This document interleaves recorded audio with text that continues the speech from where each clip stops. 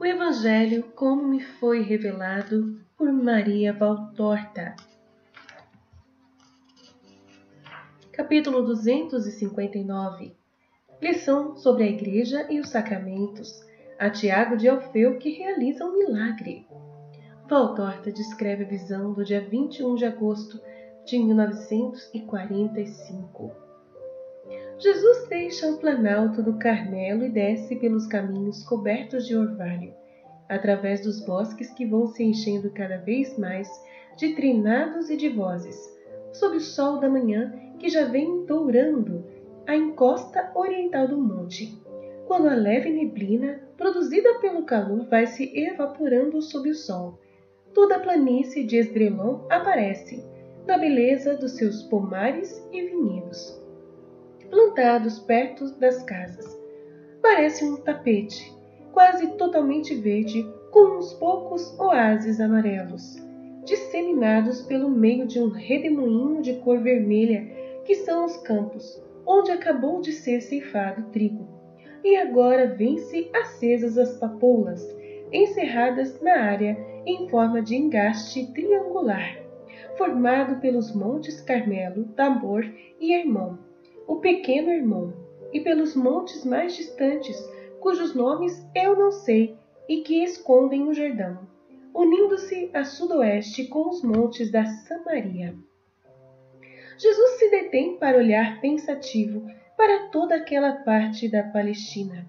Tiago olha para ele e diz: "Estás olhando para a beleza desta região?" "Sim, também para ela. Mas mais do que para ela, eu estou pensando nas peregrinações futuras e na necessidade de enviar-vos e de enviar, sem perda de tempo, os discípulos, não a um trabalho limitado como o de agora, mas a um trabalho realmente missionário. Temos regiões e mais regiões que ainda não me conhecem, e eu não quero deixar lugares sem me conhecerem. Esta é minha preocupação em todas as horas, andar, fazer enquanto estou podendo, fazer tudo." De vez em quando sucedem coisas que te fazem ir mais devagar, né, mestre? Mais do que me fazerem devagar, me levam a fazer alterações até no itinerário a ser seguido, pois nunca são inúteis as viagens que fazemos. E enquanto isso há tantas coisas para fazer, e também porque depois de ter estado ausente de algum lugar, quando a ele eu volto, encontro muitos corações que voltaram ao ponto em que estavam antes, e devo começar tudo de novo. Nossa, sim, é cansativa e desagradável essa apatia dos espíritos, né? Esta volubilidade e esta preferência pelo mal que o homem tem. Sim, é cansativa demais, mas não digas desagradável. O trabalho de Deus nunca é desagradável. As pobres almas devem causar-nos, sim, piedade, não desagrado. Um pai nunca fica desgostoso pelas doenças do seu filho. E nós não devemos ficar desgostosos com ninguém. Jesus, permite-me fazer-te algumas perguntas?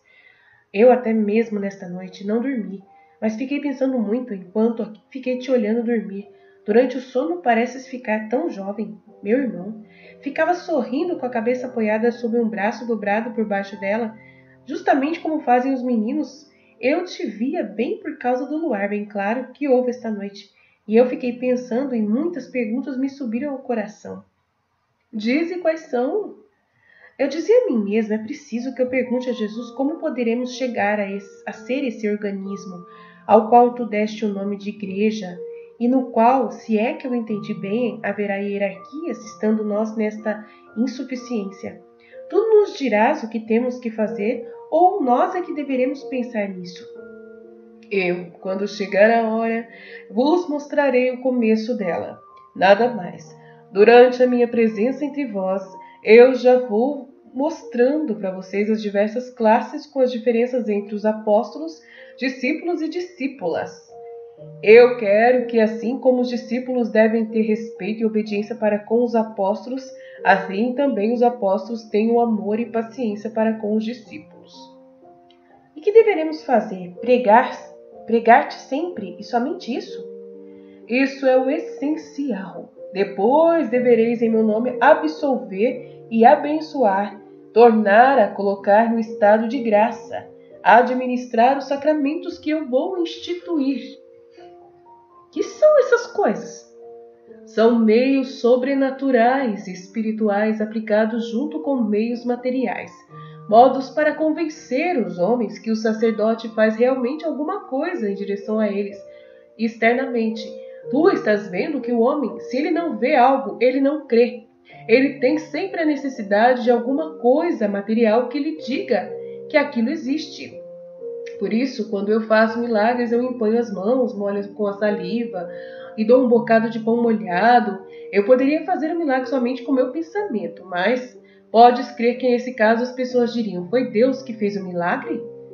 Elas diriam: ficou curado porque era a hora de ficar curado, e atribuiriam o merecimento ao médico, aos remédios e à resistência física do doente.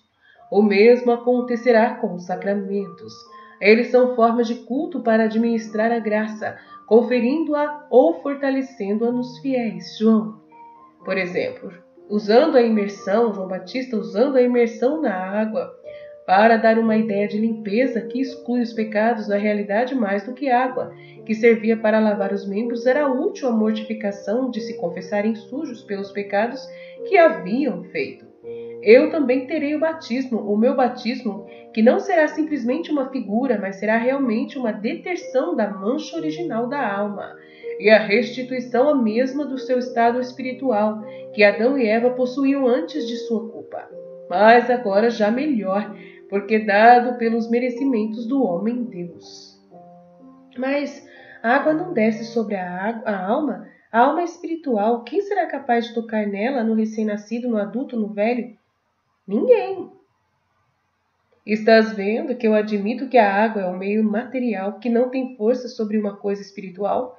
Portanto, não será a água, mas sim a palavra do sacerdote, membro da Igreja de Cristo, consagrado ao seu serviço ou de outro, que creia verdadeiramente e que, em casos excepcionais, o substitua, operará o milagre da redenção da culpa original daquele que é batizado.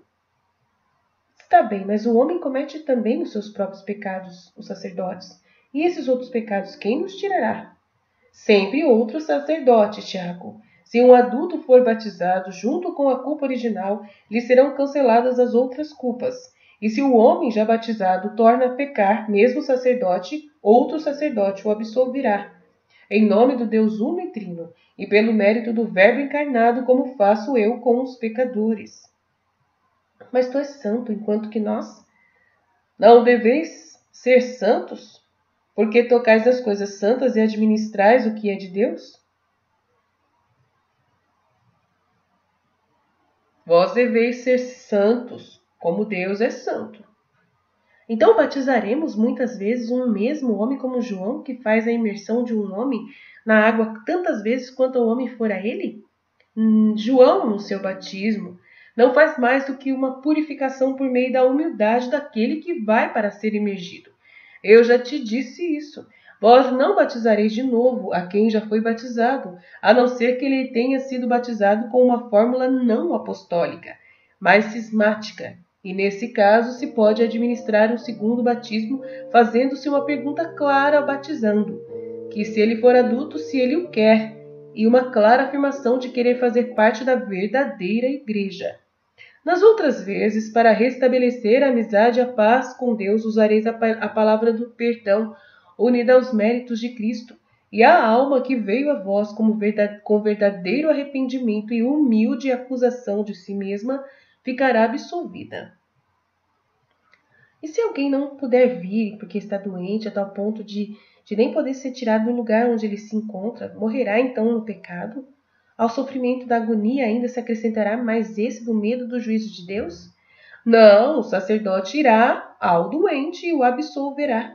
E lhe dará até uma forma mais ampla de absolvição, de um modo geral, mas para todos e cada um dos órgãos dos sentidos, pelos quais geralmente o homem chega ao pecado.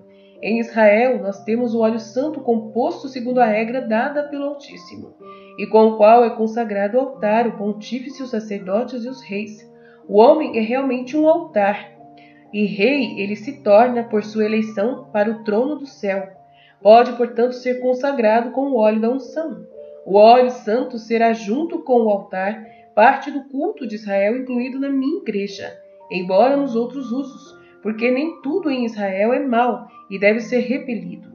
Talvez, antes, muitas recordações da antiga estirpe estarão na minha igreja real, e uma será esse óleo santo, usado também na igreja para consagrar o altar, os pontífices e as hierarquias eclesiásticas todas, para consagrar os reis e os fiéis quando se tornarem os príncipes herdeiros do reino, ou então quando tiverem necessidade de maiores auxílios para poderem comparecer diante de Deus com seus membros e sentidos limpos da culpa. A graça do Senhor socorrerá a alma e também o corpo. Se a Deus lhe apraz para o bem do doente, o corpo muitas vezes não reage contra as doenças, também por causa dos remorsos que lhe perturbam a paz do coração e pela obra de Satanás, que por aquela morte espera ganhar uma alma para o seu reino de trevas e levá-la ao desespero os sobreviventes. O doente passa da angústia satânica e da perturbação interior à paz através do sacramento, mediante a certeza do perdão de Deus, que lhe obtém também o afastamento de Satanás. E visto que o dom da graça tinha por companheiro em nossos primeiros pais o dom da imunidade às doenças e de toda espécie de dor, o doente restituído à graça, grande como de um recém-nascido batizado com o meu batismo, pode obter a vitória sobre a doença. Nisto ajudado também pelas orações dos irmãos na fé, nos quais existe a obrigação da piedade para com o enfermo. Piedade não só corporal, mas, sobretudo, espiritual, tendendo a obter a salvação física e espiritual do irmão. A oração é já uma espécie de milagre, Tiago. A oração de um justo, como viste em Elias, muito pode fazer. Eu te compreendo pouco, mas o pouco que eu compreendo já me enche de reverência pelo caráter sacerdotal dos teus sacerdotes. Se bem compreendo, teremos contigo muitos pontos em comum, a pregação, a absolvição, o milagre, 3 sacramentos, portanto. Não, Tiago, pregação e milagre não são sacramentos, mas os sacramentos serão mais, serão 7, como o sagrado candelabro do templo e os dons do Espírito e do amor. E, em verdade, os sacramentos são dons e são chamas, dados para que o homem arda diante do Senhor pelos séculos dos séculos. Haverá também o sacramento para as núpcias, o casamento matrimonial, a união do homem com a mulher. Isso é o que foi acenado no símbolo das núpcias santas de Sara de Raquel, libertada do demônio. Ele, aos esposos, dará todos os auxílios para uma santa convivência. O sacramento dará todos os auxílios para uma santa convivência, segundo as leis e os desejos de Deus. Também o esposo e a esposa se tornam ministros de um rito, o da procriação. Também o marido e a mulher se tornam sacerdotes de uma pequenina igreja, família. Devem, por isso, ser consagrados para procriar com a bênção de Deus e para criar uma descendência na qual se bendiga o nome santíssimo de Deus. Oh, meu Deus, que lindo, meu Pai do céu. E a nós, os sacerdotes, quem os consagrará? Eu, antes de deixar-vos. Vós, depois, consagrareis os sucessores e todos quantos associardes para propagarem a fé cristã. Tu nos ensinarás, não é mesmo? Eu e aquele que eu vos mandarei. E essa sua vinda será um sacramento voluntário da parte de Deus Altíssimo, Santíssimo, em sua primeira epifania, e depois dado por aqueles que tiverem recebido a plenitude do sacerdócio. Será força e inteligência, será afirmação na fé, será piedade santa e santo temor. Será uma ajuda de conselho e de sabedoria sobrenatural e a posse de uma justiça que, por sua natureza e poder, tornará adulto a criança que a recebe. Mas tu não podes, por enquanto, compreender isto. Ele mesmo é que te fará compreender. Ele, o divino Paráclito, o amor eterno, quando tiverdes chegado ao momento de recebê-lo em vós. E assim não podeis, por enquanto, compreender um outro sacramento. É quase incompreensível para os anjos de tão sublime. E, no entanto, vós, simples homens, o compreendereis em virtude da fé e do amor. Em verdade, eu te digo que quem o amar e nutrir com ele o seu espírito, poderá pisar o demônio sem ser danificado. Porque então eu estarei com ele. Procura lembrar-te destas coisas, meu irmão. A ti é que tocará dizê-las aos companheiros e aos fiéis, muitas e muitas vezes. Vós então sabereis já por ministério divino, mas tu poderás dizer: ele mesmo me disse um dia, descendo do Carmelo, tudo ele me disse, porque eu estava sendo desde aquele momento destinado a ser o chefe da igreja de Israel. Eis uma outra pergunta a fazer-te, fiquei pensando nela esta noite. Mas serei eu que devo dizer aos companheiros, eu é que vou ser o chefe aqui? Não me agrada, se o ordenas o farei, mas não me agrada. Não tenhas medo, o Espírito Paráclito descerá sobre todos, e vos dará pensamentos santos para a glória de Deus em sua igreja. E não haverá mais discussões tão desagradáveis que há agora. Também Judas de Simão não será mais causador de aborrecimentos? Eu acho que foi o Tiago que falou isso. Não haverá mais discussões tão desagradáveis que há agora? Também Judas de Simão não será mais causador de aborrecimentos? Aí ele fala, Jesus que responde: não será mais, fica tranquilo. E aí falando antes, né? Não tenhas medo, o Espírito Paráclito descerá sobre todos e vos dará pensamentos santos para a glória de Deus em sua igreja. E aí a pergunta vem, e não haverá mais aquelas discussões tão desagradáveis que há agora? Também Judas de Simão, né, Judas Iscariotes, não será mais causador de aborrecimentos? Não será mais, fica tranquilo, mas divergências ainda haverá. E por isso é que eu te disse, vela, vigia muito, sem te cansares nunca, fazendo o teu dever com firmeza. Ainda uma pergunta, meu senhor. Em tempo de perseguição, como devo me comportar? Parece que pelo que tu dizes, que eu terei de ficar sozinho dentre os 12. Os outros, portanto, ir-se-ão embora para escaparem da perseguição, e eu? Tu continuarás no teu posto, porque se é necessário que não sejas exterminados enquanto não estiver bem consolidada a igreja. Isso justifica a dispersão de muitos discípulos e de quase todos os apóstolos, mas nada justificaria a tua deserção e o abandono por parte de ti da igreja de Jerusalém. Ao contrário, quanto mais ela estiver em perigo, mais deverás zelar por ela, como se fosse a tua filha mais querida e prestes a morrer. O teu exemplo fortalecerá o espírito dos fiéis, terão necessidade para superarem a prova. Quanto mais fracos o veres, mais deverás confortá-los com compaixão e sabedoria.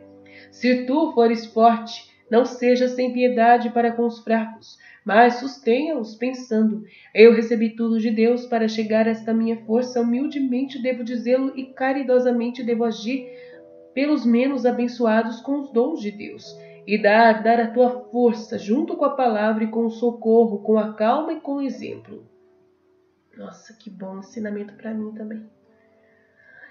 E se entre os fiéis houvessem malvados, causa de escândalos e servindo de perigo para os outros, que deverei fazer? Prudência, ao aceitá-los, porque é melhor serem poucos e bons do que muitos e não bons. Tu conheces o velho apólogo das maçãs sãs e das maçãs doentes. Faça que não se repita na tua igreja, mas se tu também encontrares teus traidores, procura adverti-los de todos os modos, reservando os modos severos só como meios extremos.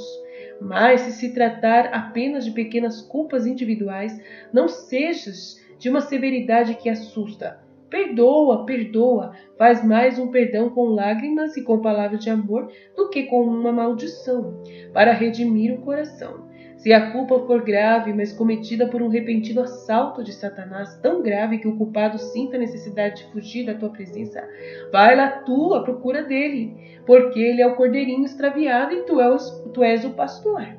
Não tenhas medo de te rebaixares a ti mesmo, descendo por estradas lamacentas, procurando por brejos e precipícios o cordeirinho escondido e assustado. A tua fronte se coroará, então com a coroa do mártir do amor, que será a primeira das 3 coroas. E se tu mesmo fores traído, como foi o Batista e muitos outros, porque cada santo tem o seu traidor, perdoa, mais a este do que a qualquer outro, perdoa como Deus perdoou aos homens, e como ainda perdoará. Chama ainda filho aquele que causará dor, porque o Pai os assim chama por minha boca. E em verdade não existe homem que não tenha dado dor ao Pai dos céus. Um longo silêncio, enquanto vão atravessando pastos cheios de ovelhas pastando. Enfim, Jesus pergunta: Não tens outras perguntas a fazer-me? Não, Jesus, e esta manhã compreendi melhor a tua tremenda missão. Porque hoje estás menos perturbado do que ontem. Quando for a tua hora, estarás ainda mais em paz e compreenderás melhor ainda. Recordarei todas essas coisas, todas menos... Que, Tiago? Menos aquela que não me deixava olhar para ti sem chorar esta noite. Aquela que eu não sei se tu mesma me disseste, deverei crê-la dita por ti? Ou terá sido um susto a mim passado pelo demônio, mas como é que podes estar assim tão calmo se aquelas coisas te devessem mesmo acontecer? E tu ficarias calmo se eu te dissesse: aqui está aquele pastor que, cansado, ainda está se arrastando por causa de uma junta contundida? Trata de curá-lo em nome de Deus? Não, meu senhor. Entendi essa parte. E tu ficarias calmo se eu te dissesse: aqui está aquele pastor que, cansado, ainda está se arrastando por causa de uma junta contundida. Trata de curá-lo em nome de Deus? Não, meu senhor, eu ficaria até como fora de mim se eu fosse tentado a usurpar o teu lugar. E se eu te ordenasse, eu faria por obediência e já não teria nenhuma perturbação, porque estaria sabendo que tu o queres e ficaria sem medo de não saber fazer. Porque certamente tu, ao mandar-me, me darias a força de fazer o que queres. Tu o dizes, e dizes bem. Vê, pois, como eu, prestando obediência ao Pai, estou sempre em paz. Está sempre em paz. Jesus está sempre em paz, como ele disse no livro do céu. Tiago chora, inclinando a cabeça. Queres mesmo esquecer de tudo? Como tu quiseres, Senhor. Há duas coisas a escolher. Ou te esqueces, ou te lembras. Se te esqueceres, isso te livrará da dor e do silêncio absoluto junto aos companheiros, mas te deixará despreparado. Se te lembrares, isso te preparará para a tua missão, porque nada há melhor do que recordar-se do que sofre em sua vida o Filho do Homem, para não se lamentar nunca e para tornar-se espiritualmente viril, vendo tudo sobre o Cristo na mais luminosa das luzes. Escolhe. Crer, recordar e amar, isto é o que eu quero. E morrer quanto antes, Senhor. E Tiago chora continuamente sem fazer barulho. Se não fossem suas lágrimas que vêm deslizando por sobre sua barba castanha, não se saberia que está chorando. Jesus o deixa assim finalmente. Tiago diz: E se no futuro tu fizeres novas alusões ao teu martírio, eu devo dizer que sei? Não, cala-te. José sabia calar-se em sua dor de esposo que se julgava traído e sobre o mistério da concepção virginal e da minha natureza. Imita-o. Aquele também era um grande segredo e, no entanto, ia sendo guardado, porque se não fosse guardado, ou por orgulho ou por leviandade, teria posto em perigo toda a redenção. Satanás é constante em vigiar e em agir, lembra-te. O teu falar agora seria dano a muitos. Cala-te. Eu me calarei. O peso será dobrado. Jesus não responde. Ele deixa que Tiago, tendo a cabeça protegida por um pano de linho, chore à vontade. Encontram-se com um homem que vai levando um infeliz menininho amarrado às suas costas. É teu filho? Pergunta Jesus. Sim, nasceu assim, matando a mãe dele. Agora, tendo morrido minha mãe também, quando vou para o serviço, levo-o aqui atrás para vigiá-lo. Eu sou lenhador, deixo-o sobre a grama por cima do manto, e enquanto vou serrando as árvores, ele se diverte com as flores, meu pobre filho. Tens uma grande desventura. É sim, mas o que Deus quer, aceita-se em paz. Adeus, homem. A paz esteja contigo. Adeus, paz a vós. O homem sobe o monte, Jesus e Tiago continuam descendo. Quantas desventuras! Eu estava esperando que tu o curasses. Suspira Tiago. Jesus faz como se não tivesse entendido. Mestre, se aquele homem tivesse sabido que tu és o Messias, talvez te tivesse pedido um milagre. Jesus não responde. Jesus, tu me deixas voltar lá atrás para dizer isso para ele? Tenho dó daquele menino. Já ando com o coração tão cheio de dor, dai-me pelo menos a alegria de ver curado aquele menino. Então vai, eu te espero aqui. Tiago sai correndo, alcança o homem e o chama. Homem, para aí, escuta. Aquele que está comigo é o Messias. Dá-me o teu menino para que eu o leve a ele. Vem tu também para vermos se o mestre o cura. Vai tu, homem. Eu preciso serrar toda esta lenha. Já me atrasei por causa do menino. E se não trabalhar, eu não como. Sou pobre e ele me custa tanto. Eu creio no Messias, mas é melhor que tu lhe fales por mim. Tiago se inclina para recolher o menino deitado sob a relva. Pega-o devagar e pega-o devagar, ele fala. Aconselha o lenhador. Ele sente muitas dores. De fato, mal Tiago faz um movimento para levantá-lo, o menino chora e se lamenta. Oh, que pena! Suspira Tiago.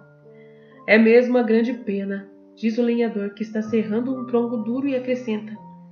Não poderias curá-lo tu? Eu não sou o Messias, eu sou apenas um discípulo dele. E então, os médicos aprendem com outros médicos, os discípulos com seu mestre. Vamos, ser bom, não faça sofrer. Experimenta tu. Se o mestre quisesse vir, o faria. Ele te mandou porque não quer curar, ou então porque quer que você o cure. Tiago está perplexo. Depois ele se decide, põe-se de pé, ora como viu Jesus fazer e depois ordena. Em nome de Jesus Cristo, Messias de Israel, Filho de Deus, fica curado. E logo depois se ajoelha, dizendo, ó meu Senhor, perdão, eu agi sem tua licença, mas foi por dó deste filho de Israel, piedade, meu Deus, por ele e por mim, pecador. E desfaz-se em lágrimas, inclinado sobre o menino estendido. Suas lágrimas caem sobre as perninhas contorcidas e inertes. Jesus aparece no caminho, mas ninguém o vê, porque o lenhador está trabalhando, fazendo barulho. Tiago está chorando, o menino está olhando. Curiosamente para ele e carinhosamente lhe pergunta, por que está chorando? E estende a mãozinha para acariciá-lo e, sem perceber, assenta-se sozinho.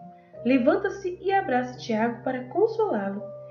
E é o grito de Tiago que faz com que o lenhador se vire e que ele veja seu filho de pé, sobre as suas próprias perninhas, já não mais mortas e contorcidas como antes. E ao virar-se, o lenhador vê Jesus. Ei-lo, ele aí!